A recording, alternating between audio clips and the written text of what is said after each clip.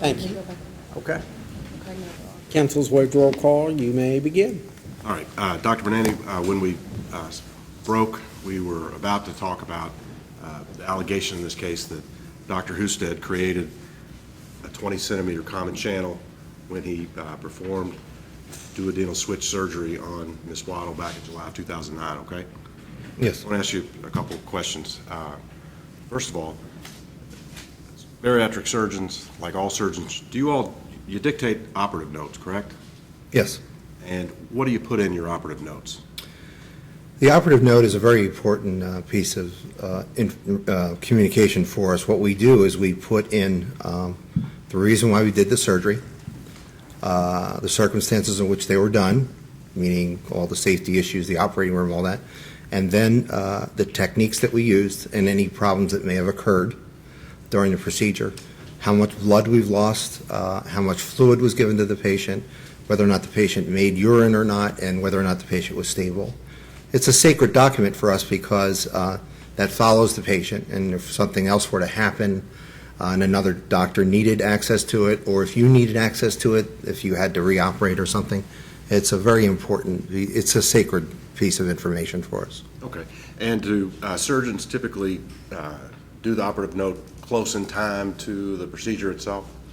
Yes, in fact, in most hospitals you have to do it within 24 hours, but often it's done immediately afterwards. And when a surgeon is doing a duodenal switch procedure like this one, is it customary for the surgeon to document the length of the common channel that he's created? It's common to do that and to document any other length of anything else they've created. Okay. And have you reviewed Dr. Husted's operative note that was prepared in connection with Ms. Waddle's surgery? Yes, I did. And did Dr. Husted document anything about the length of the common channel that he created during this procedure? Yes, he did. And what did he document? He documented that it was 75 centimeters, which is within the standard of care with regard to length. He documented that the entire length of the bowel was about 825 centimeters, if I remember it correctly, and then he documented that the alimentary limb in total was about 300 centimeters, which again is the standard of Hess and Hess. So what he did was a Hess and Hess surgery, basically. Okay. And the procedure that Dr. Husted documents, 75 centimeter common channel, Hess and Hess method, DS, that would be an appropriate and reasonable performance of that surgery, correct? Yes, it's the most reproducible result that is actually written about. Okay. And from your review of the deposition in this case, do you know whether or not Dr. Husted testified about this operative note? I believe he did testify that he created a 75 centimeter common channel. Okay. Have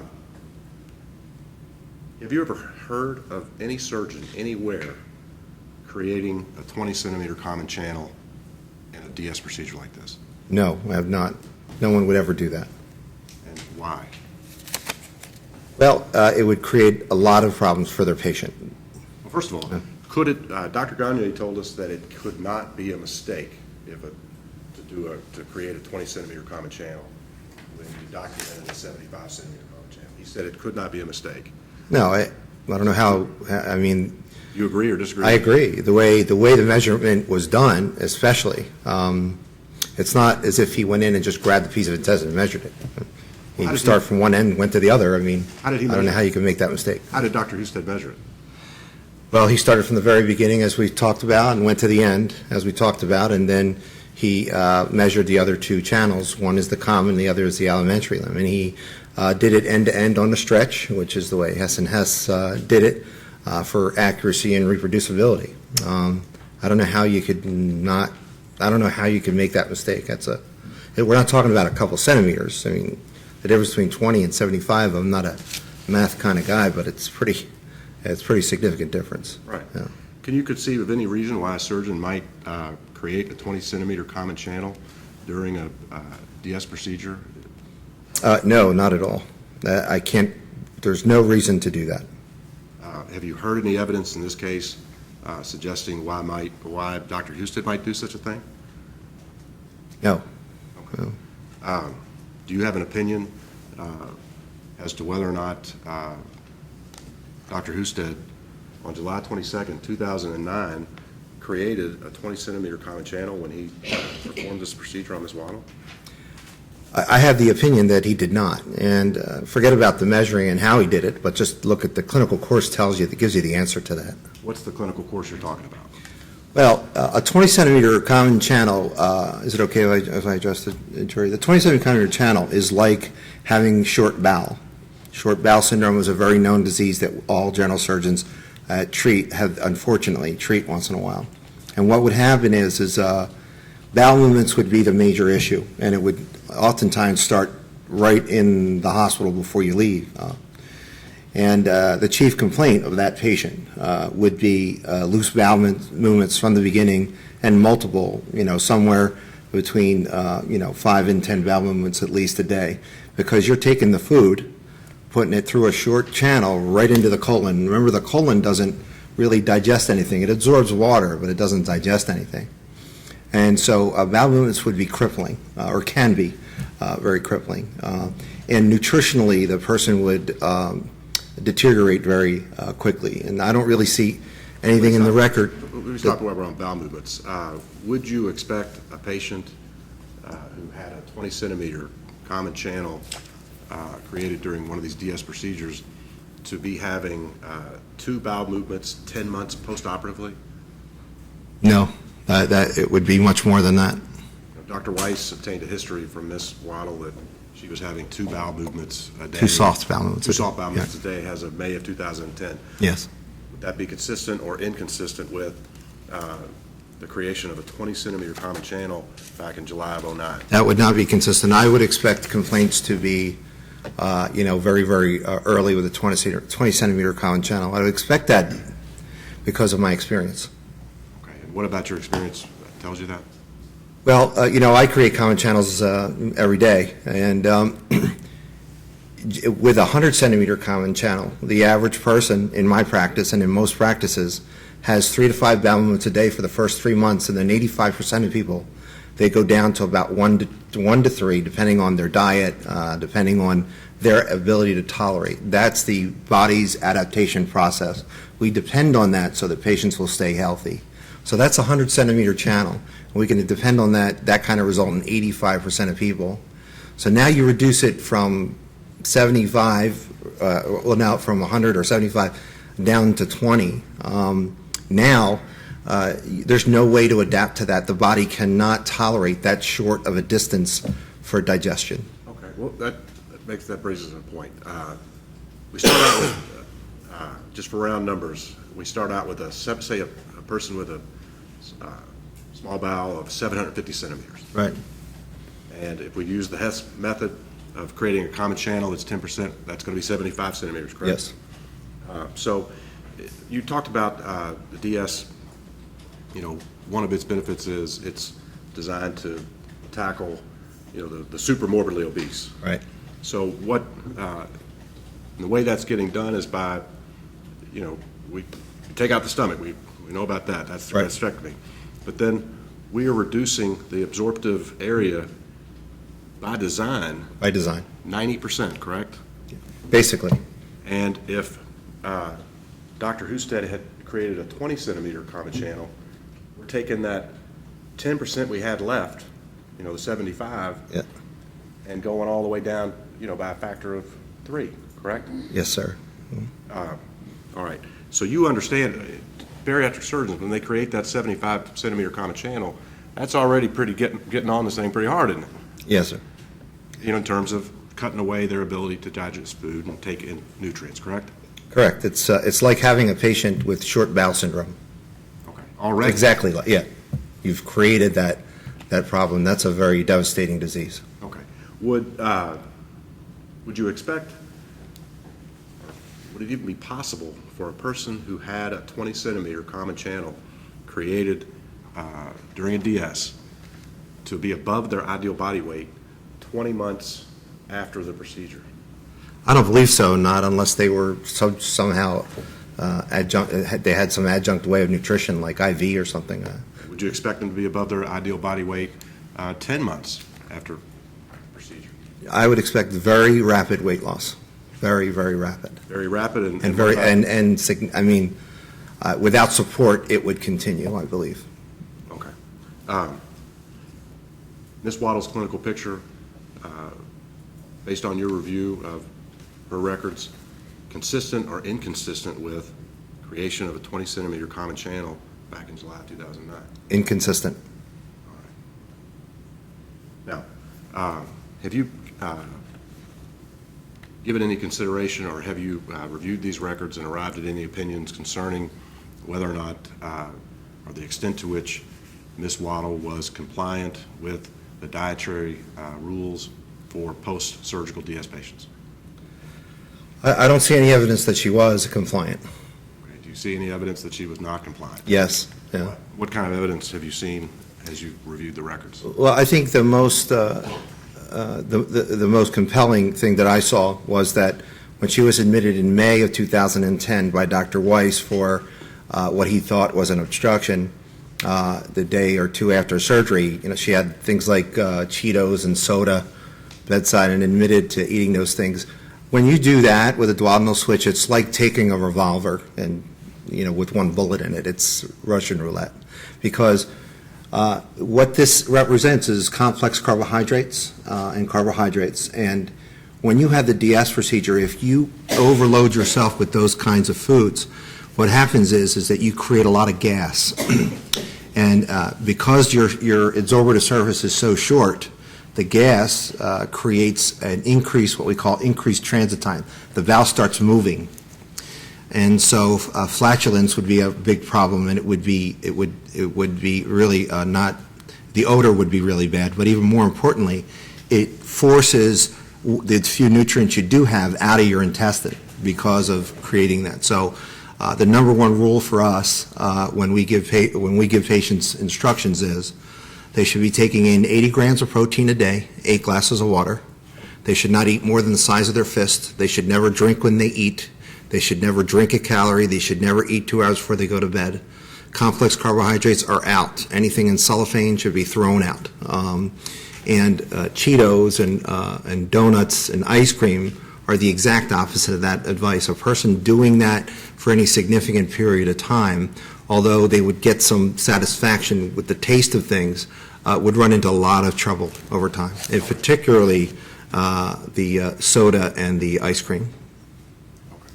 Let me back up. We're talking about this clinical picture and the question of whether or not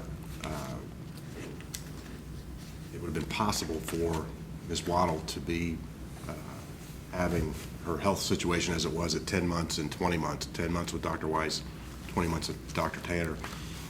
You've reviewed laboratory studies that were taken for or on Ms. Waddle, correct? Yes. Laboratory tests that were ordered by Dr. Weiss and by Dr. Tanner, correct? Yes. And were the lab values that were obtained by Dr. Weiss at the 10-month point, 10 to 11-month point actually, in May and June of 2010, were they consistent or inconsistent with a 20-centimeter common channel having been created back in July of 2009? Well, as I remember them, and you can correct me if I'm wrong, they were minimally, if at all, abnormal. They were essentially normal. At 10 months with a 20-centimeter common channel, I would expect them to be very, very off, dangerously off. Okay. Would that be the same situation at 20 months? It would be much worse at 20 months. Okay. Yeah. And were Ms. Waddle's lab values at the 10, 11-month mark, were they dangerously low? From what I remember, no. Okay. You're aware, we're going to stick with methamphetamine, okay? Okay. Don't reference anything else. Okay. You're aware that there's been evidence in this case concerning methamphetamine use? Yes. Okay. Are you familiar with the effects of methamphetamine on the human body? Very familiar, yes. Methamphetamine, there's been an idea floating around this case that methamphetamine can sort of be a good thing. Do you agree or disagree with that notion? That's a very inaccurate, almost irresponsible statement. Well, it can kind of give you energy, pick up your mood. It'll pick up your mood at first, sure. There's reasons for that, though. All right. Well, what kind of impacts, well, first of all, is meth going to have a positive or negative impact on your health? On your overall health or on a DS patient? Very negative impact on your health. What about on DS patients? Even worse. Okay. And is meth, does it have an effect on your nutritional status? Yes, it does. And what is that? Well, nutritionally, many meth users are malnourished, lack hunger, and complain of chronic nausea.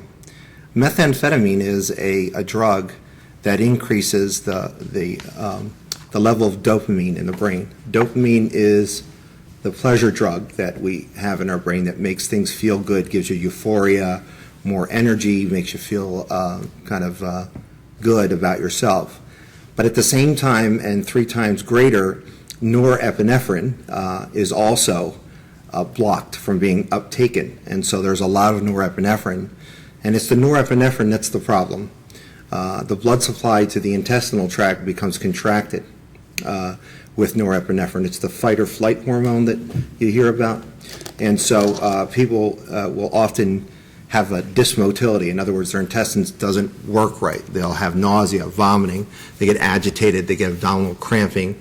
It's easy to get dehydrated. Many are underweight. They're not hungry. They're not eating. They lose their appetite, very quickly with it because of the effect of norepinephrine on the actual intestine. And at first it does cause a euphoria, but then it also can cause a paranoia, anxiety, confusion. It could also result in many neurological manifestations later on with memory loss and, that kind of thing, not really being with it, kind of feeling like you're really not part of the world. It's a devastating drug, and it's a no-no in DS, or in any substance abuse is a no-no before duodenal switch surgery, after, during. Okay. Do you have an opinion as to whether or not Ms. Waddle's meth use in early 2012, when according to Dr. Allen she was addicted and using daily, Okay. had an impact on her nutritional status as of that time? No question. And what impact would it have had? We're talking about the time that she's seeing Dr. Weiss Right. in March and April of 2012. If I remember correctly, her complaints were abdominal pain, nausea, and vomiting. Those are classic symptoms of methamphetamine use and consequences of the same. It can get so bad that actually parts of the intestine can die if you use too much too quickly. Okay. I want to wrap up here with you. Okay. Make sure we've covered all of our bases, okay? Okay. Do you have an opinion as to whether or not Dr. Husted exercised reasonable care in performing duodenal switch surgery on Ms. Waddle back in July of 2009? I believe that the care was within the standard of care and reasonable. Okay. Was it reasonable, appropriate? It was reasonable, appropriate. She was an appropriate candidate for weight loss surgery. Based on the information Dr. Husted had, absolutely. And she, DS was an appropriate choice among the alternative weight loss surgeries. It was the best choice, not the only, but certainly the best. It's what I would have offered her. All right. And French bougie, any criticism, or Dr. Husted's selection of that bougie, within or without the standard of care, appropriate and reasonable or not? Very appropriate. Okay. Closing Peterson space, is I Dr. would not have Gagne's closed it. criticism valid? I would not have closed it. It's not a valid, that's not a valid criticism. Okay. Triple staple closure, once again, At her appropriate and choice. reasonable for Dr. Husted to do it the way he did it? More than reasonable. There's many that do. Documenting 75 centimeter common channel, DS, is that a reasonable and appropriate thing to do? Yes, it's within the standard. In this country, 75 to 125 is standard. Any medical evidence in terms of Ms. Waddle's clinical picture to suggest that a 20 centimeter common channel was created based on her labs, her weight, and her absence of physical problems in the months following the surgery? In my opinion, there is no way that she had a 20 centimeter common channel and presented the way she did 10 months, 12 months, and 2 years after surgery. Thank you. May I ask?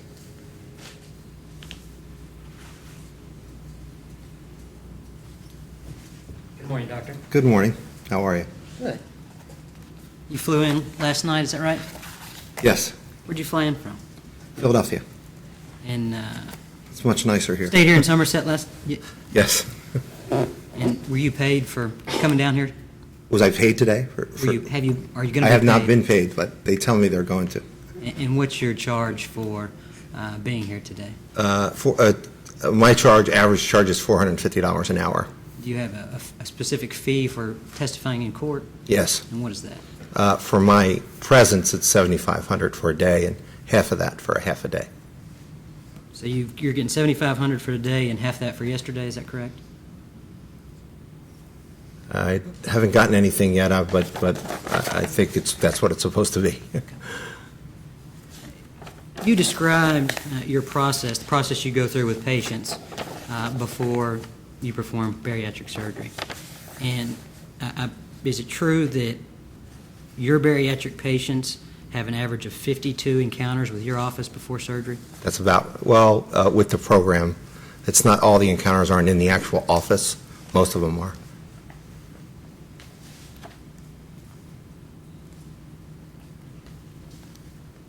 And you indicated that post-operatively, it's your practice to see patients 1 week, 4 weeks, 6 weeks. I'm sorry, that was a mistake. 1 week, 4 weeks, 3 months. 6 months, 9 months, a year, year and a half. So at 6-month point, you will have seen the patient 4 times post-operatively. That's assuming there's no problems or no issues. The nutritionist at that time would have already seen them as well.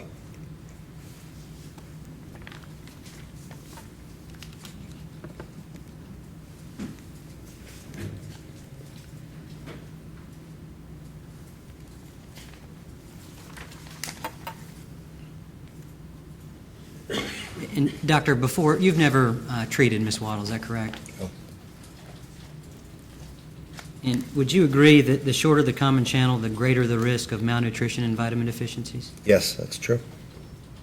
And would you also agree that malnutrition can increase the incidence of nausea and vomiting? Yes, it causes it. And Doctor, you also agree that patients can develop symptoms of memory loss and confusion as a result of vitamin deficiencies? Yes, in particular thiamine. And in fact, you would agree that Celeste's neurological complaints in this case were caused by malnutrition?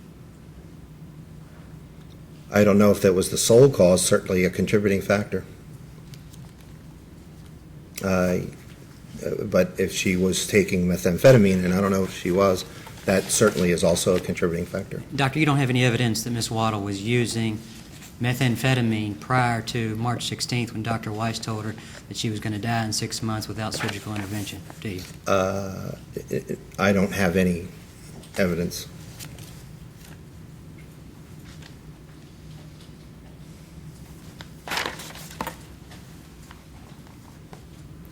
Doctor, you said you had no evidence that Ms. Waddle was compliant with the postoperative diet requirements. Is that correct?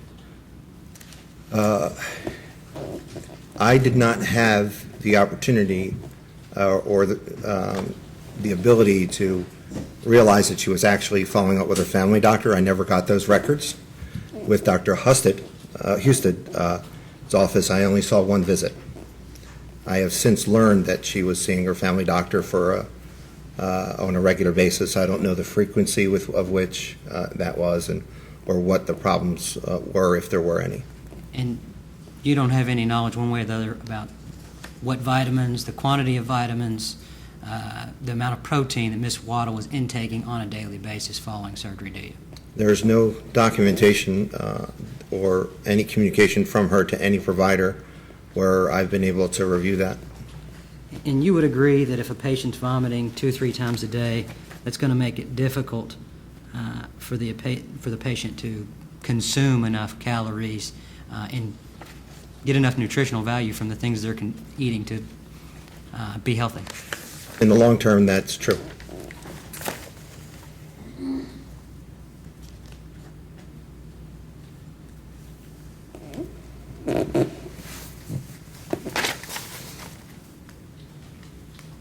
And Doctor, you're not expressing an opinion that Dr.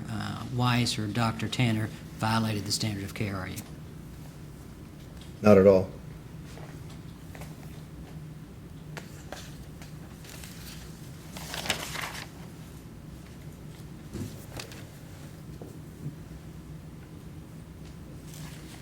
And Doctor, if Ms. Waddle had a common channel that was substantially shorter than 75 centimeters, you would agree, even if she was compliant, consuming the appropriate amount of vitamins and protein, she would still have problems with malnutrition?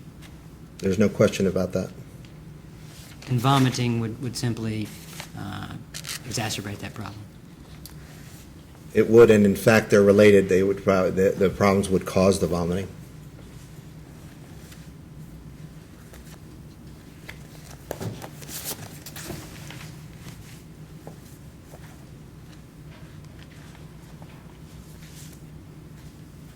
That's all, thank you.